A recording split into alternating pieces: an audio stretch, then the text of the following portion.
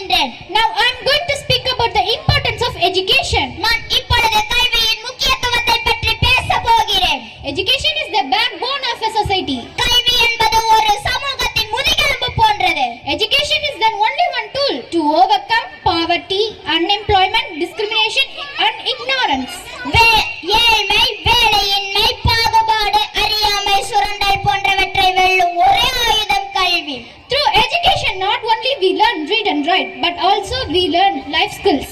கல்வியின் மூலம் நாம் எழுத படிக்க மட்டுமல்ல வாழ்க்கை திறன்களையும் கற்றுக்கொள்கிறோம். Education helps us to deal different types of problems in our life. கல்வியானது நம் வாழ்க்கையில் எதிர்கொள்ளும் பல சிக்கல்களுக்கு தீர்வு காண உதவுகிறது. Education develops our self-confidence. கல்வியானது தன்னம்பிக்கையை வளர்க்கிறது. Education teaches the self-respect. கல்வியானது நமக்கு சுய மரியாதையை கற்றுத் தருகிறது. It eradicates superstition beliefs and teach rational thinking. மூட நம்பிக்கைகளை நீக்கி பகுத்தறிவை வழங்குகிறது. Education builds a humane society.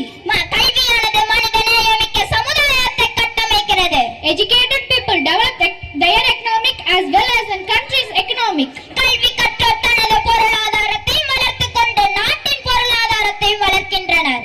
Ultimately, education creates an intellectual individual as well as an intellectual society. இறுதியில் கல்வியானது ஒரு அறிவார்ந்த தனி மனிதனை மட்டுமல்லாது ஒரு அறிவார்ந்த தனி சமுதாயத்தை கட்டமைக்கிறது. Let's get good education. நல்ல கல்வியை பெறுவோம். Let's grow humanity. மனிதநேயத்தை வளர்ப்போம். Let's build unity.